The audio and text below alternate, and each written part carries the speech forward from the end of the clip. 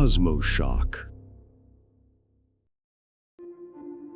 여러분은 이 행성을 안다고 생각합니다. 이 위에서 살고 공기를 마시고 물을 마십니다. 하지만 지금부터 그 자기만족적인 느낌을 완전히 뒤집어 놓을 말을 해드리겠습니다. 지금 여러분이 앉아서 이 영상을 보며 어쩌면 무언가를 먹고 있는 이 행성, 그것은 같은 지구가 아닙니다. 같은 행성이 아닙니다. 이것은 새로운 천체입니다. 거의 외계 세계입니다.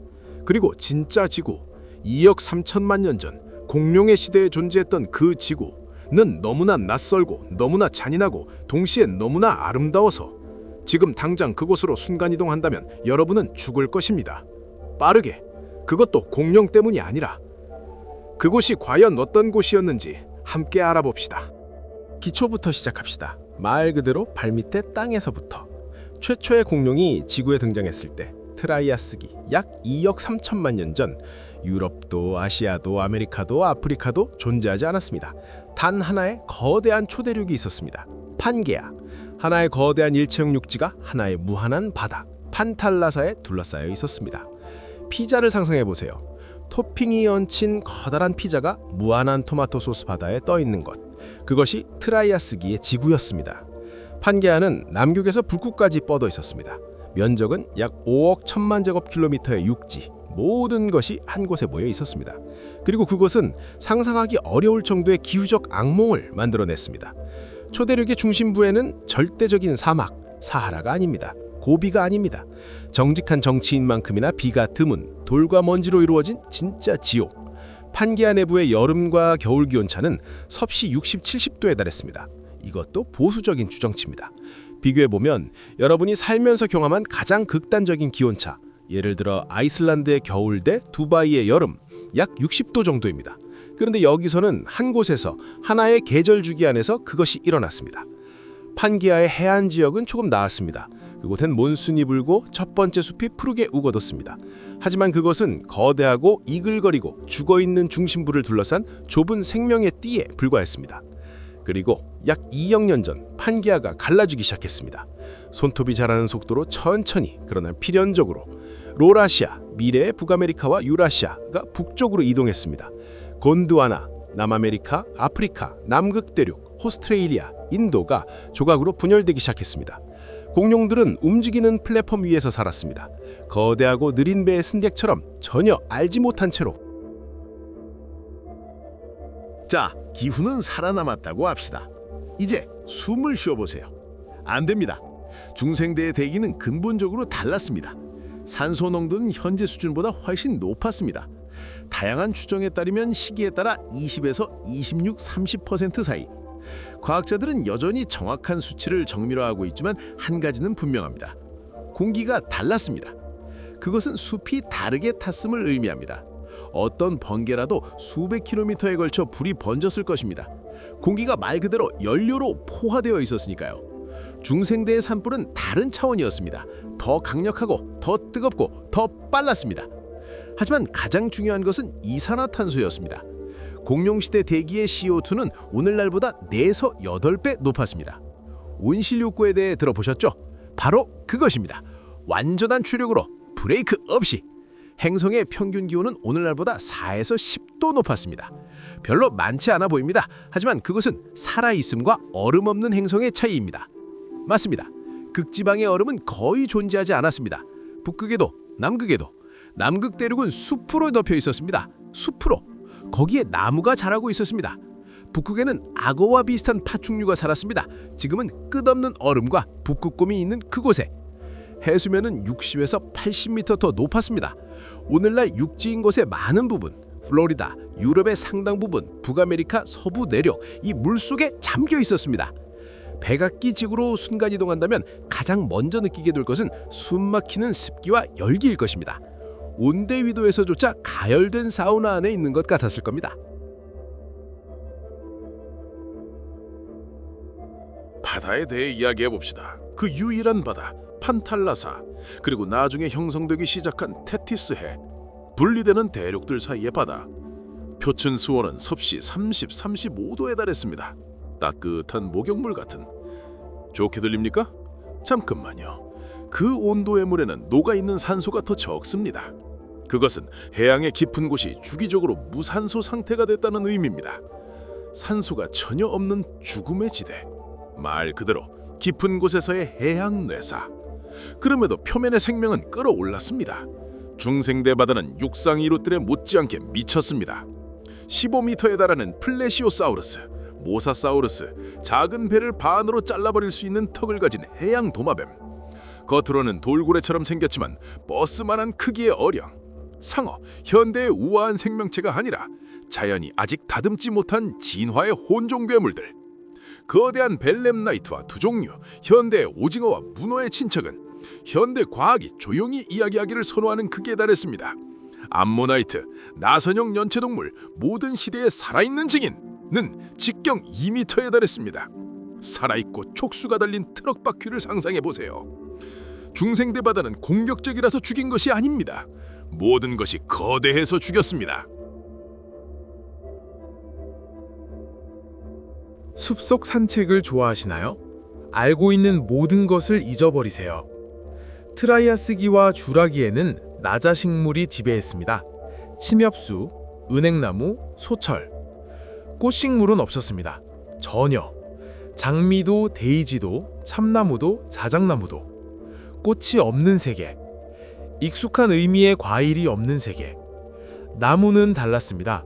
더 견고하고 높은 CO2와 열에 적응한 크고 가죽 같은 잎을 가진 3m 높이의 속새, 뚫을 수 없는 덤불을 형성하는 양치료, 전형적인 하층 식생이 없는 소철 야자나무 숲, 그저 그늘과 답답함만. 첫 번째 꽃식물은 백악기에야 등장했습니다. 약 1억 3천만 년 전. 그리고 그것은 진정한 혁명이었습니다. 모든 것을 바꾼 진화적 폭발. 꿀벌, 나비, 수분, 과일, 씨앗. 하지만 첫 번째 꽃들은 작고 눈에 띄지 않았으며 시장에서 사는 것과는 전혀 닮지 않았습니다. 중생대의 숲은 다른 냄새가 났습니다. 다르게 숨을 쉬었습니다. 그리고 다른 소리가 났습니다. 우리가 아는 새소리도 나중에 왔으니까요.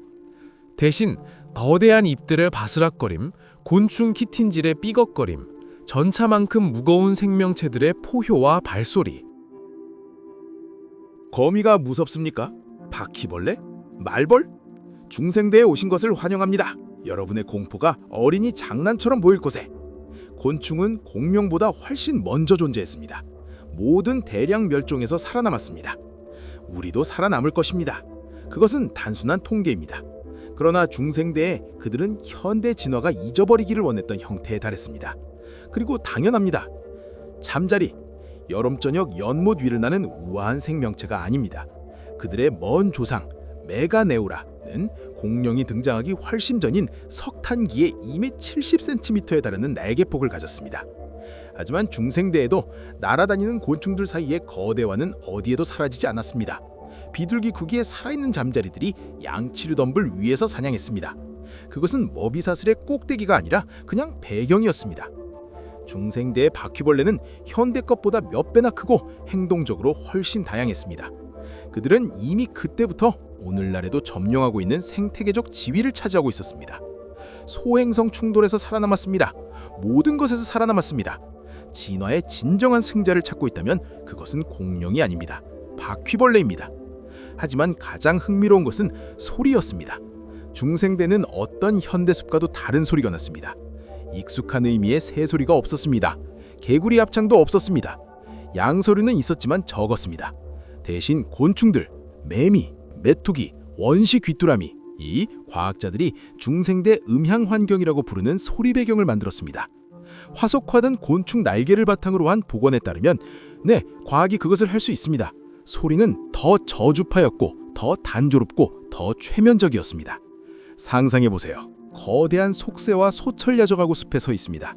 위에는 높은 CO2가 가득한 축축하고 희끄무레한 하늘. 공기는 뜨겁고 밀도가 높습니다. 그리고 모든 방향에서 수백만 곤충의 끊임없고 깊고 진동하는 윙윙거림. 아마존 열대우림이 아닙니다. 근본적으로 다른 무언가.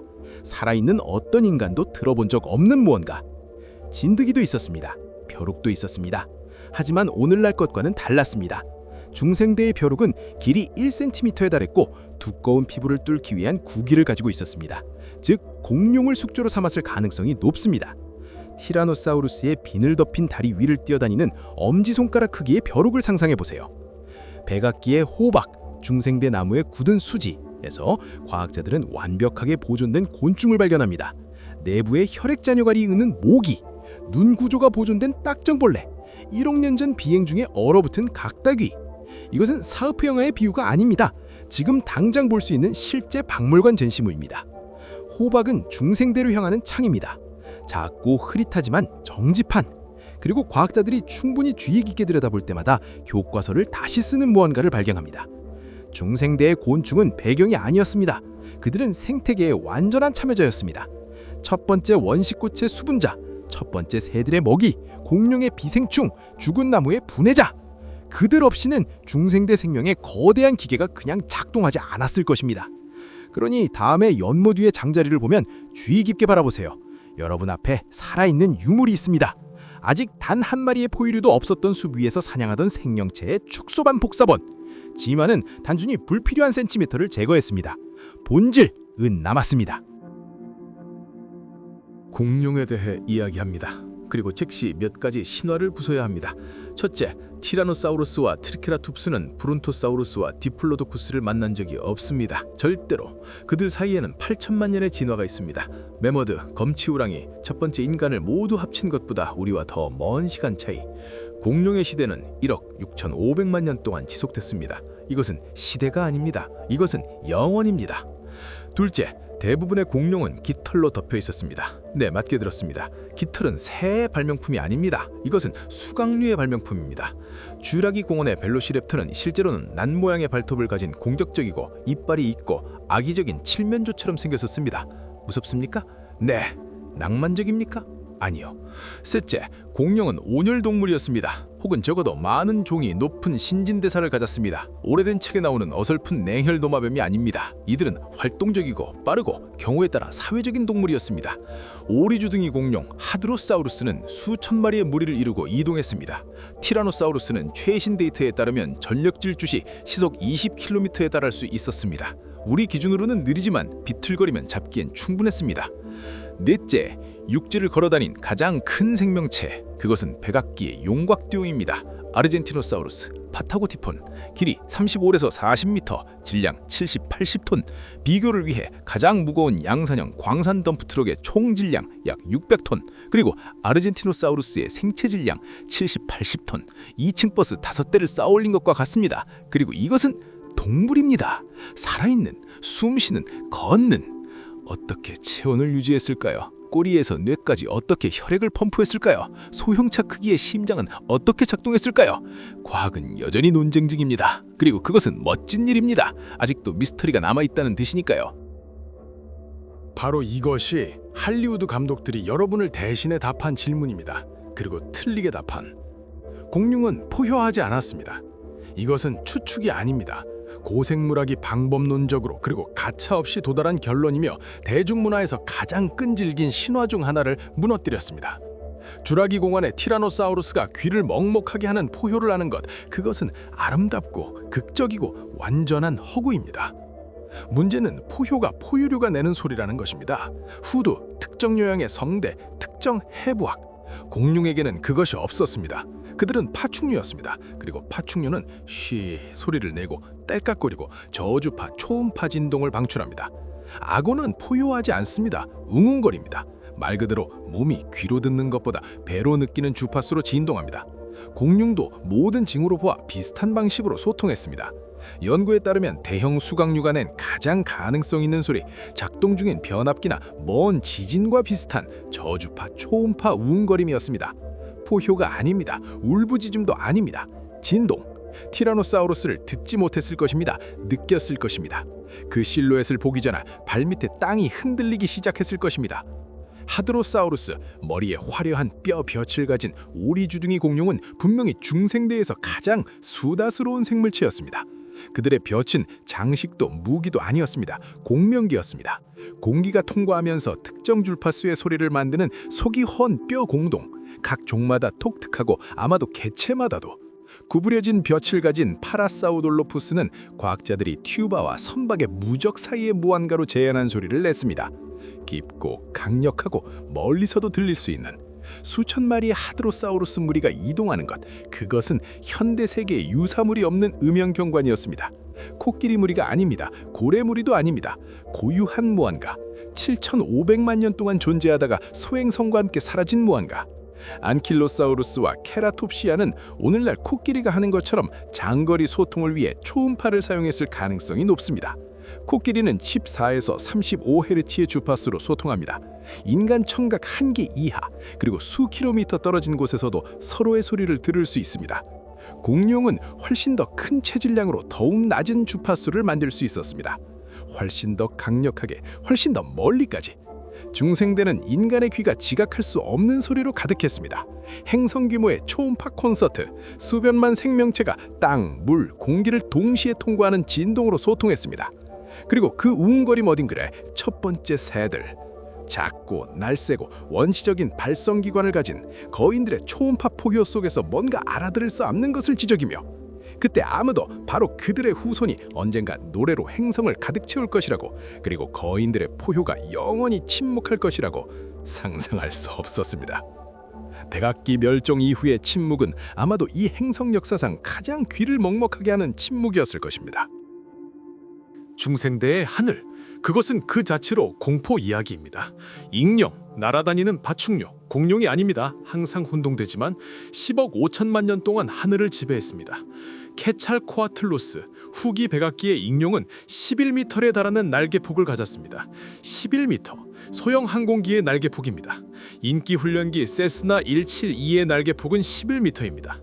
이것이 살아있는 생명체라고 상상해보세요. 날아다니는, 사냥하는, 위에서 여러분을 내려다보는 케찰코아틀로스의 질량 약 250kg, 날아다니는 성체 기린, 대략 그런 느낌. 이것이 어떻게 날았을까요? 속이 핀 뼈 구조와 새와 유사한 급도로 효율적인 호흡 시스템 덕분에 몸 전체에 스며든 기능과 함께 배는 흉곽뿐만 아니라 뼈도 차지했습니다. 모든 숨이 온몸을 통해 공기를 펌프했습니다. 첫 번째 진정한 새들, 시조새와 그 후손들은 주라기에 등장했습니다. 그들은 익룡과 영공을 두고 경쟁했습니다. 그것은 거대한 양치류를 배경으로 한 진화적 군비 경쟁이었습니다. 중생대의 하늘은 점령되어 있었습니다. 그리고 위험했습니다. 이 모든 것이 끝났습니다. 갑자기 잔인하게 경고 없이 6,600만 년 전 직경 약 10에서 12km의 소행성이 초속 약 20km의 속도로 지구 대기권에 진입했습니다. 이것은 저격수 총알보다 60배 빠릅니다. 소행성은 떨어진 것이 아니라 충돌했습니다. 유카탄 반도 지역의 폭발은 약 100억 개의 핵폭탄에 해당하는 에너지를 방출했습니다. 수천 킬로미터 반경 내의 모든 생명체가 즉시 증발했습니다. 충격파가 행성 절반의 표면을 태웠습니다. 방출된 잔해가 지구 전체에서 대기권으로 재진입했습니다. 그리고 공기를 오븐처럼 가열했습니다. 말 그대로 낙하하는 잔해에서 나오는 적외선 복사가 불이 돋을 수 있는 모든 것이 타는 온도까지 대기를 가열했습니다. 그 다음 먼지가 몇 년 동안 태양을 가렸습니다. 광합성이 멈췄습니다. 먹이 사슬이 아래에서 위로 붕괴했습니다. 지구의 모든 종의 4분의 3이 수천년 안에 멸종했습니다. 지질학적 규모로는 눈 깜짝할 사이 공룡이 사라졌습니다. 용룡이 사라졌습니다. 해양 파충류가 사라졌습니다. 암모나이트가 사라졌습니다. 살아남은 것들은 작은 것들이었습니다. 썩은 고기와 씨앗을 먹을 수 있었던 것들, 숨을 수 있었던 것들, 포유류, 우리의 조상가 굴에 숨어 곤충을 먹으며 묵시록을 살아남았습니다. 그리고 바로 그것이 여러분이 지금 존재하는 이유입니다. 여기에 핵심이 있습니다. 여러분이 가지고 가셨으면 하는 실존적 결론입니다. 지구는 45억 년 동안 존재했습니다. 공룡은 106,500만 년 동안 지배했습니다. 우리 호모사피엔스는 30만 년 동안 존재했습니다. 우리의 문명 1만 년, 우리의 산업시대 200년. 지구의 역사가 24시간의 하루라면 공룡은 약 1시간을 차지할 것입니다. 그리고 우리 전체 인류, 우리의 모든 전쟁, 예술, 과학, 사랑, 고통, 마지막 4초를 차지할 것입니다. 4초. 그럼에도 그 4초 동안 우리는 행성의 대기를 바꾸는 데 성공했고, 과학자들은 우리 시대를 중생대 CO2 수준과 진지하게 비교하고 있습니다. 우리는 공룡의 기후를 재현하고 있습니다. 의도적으로가 아니라 그냥 진보의 부작용으로. 지구는 우리를 필요로 하지 않습니다. 소행성 충돌에서 살아남았습니다. 5번의 대량 멸종에서 살아남았습니다. 산소 없는 시대, 얼음 없는 시대, 모든 육지가 물속에 잠긴 시대에서 살아남았습니다. 우리가 진정으로 돌아올 수 없는 지점을 도달한다면 우리 이후에도 살아남을 것입니다. 하지만 지금 당장 스스로에게 물어볼 가치가 있는 질문이 있습니다. 어떤 소행성이든 어떤 슈퍼 화산 폭발이든 어떤 우주적 사건이든 언제든지 리셋 버튼을 누를 수 있다면 우리가 가진 그 4초로 무엇을 하고 있습니까? 공룡은 자신들이 사라질 것을 몰랐습니다. 그들은 단지 살았습니다. 거대하고 강력하고 지배하며. 그리고 어느 아침 모든 것이 끝났습니다. 우리는 더 운이 좋았습니다. 우리는 알고 있습니다. 위험을 볼 수 있습니다. 지질학적 층에 새겨진 연대기를 읽고 수백만 년 전에 무슨 일이 있었는지 이해할 수 있습니다. 하늘을 지켜보는 망원경이 있습니다. 과학이 있습니다. 단 하나의 질문은 우리가 그 지식을 사용하느냐 하는 것입니다. 아니면 행성 역사의 4번째 초에서 가장 똑똑한 공룡으로 남을 것이냐. 저는 알렉산더입니다. 이것은 코스모샥이었습니다. 이 영상이 단 1초라도 발밑의 땅을 다르게 보게 만들었다면 좋아요를 눌러주세요. 저를 위해서가 아니라 아직 이 영상을 보지 않고 알고리즘이 보여줘야 할 사람들을 위해. 코스모샥을 구독해주세요. 이런 주제가 앞으로도 많이 있고 하나하나가 당연하다고 생각했던 것을 뒤집을 것이기 때문입니다. 채널을 직접 지원하고 싶다면 링크는 설명란에 있습니다. 여러분의 모든 지원은 다음 영상, 다음 여정, 자기 만족에 대한 다음 일격입니다. 우주에서 다시 만납시다.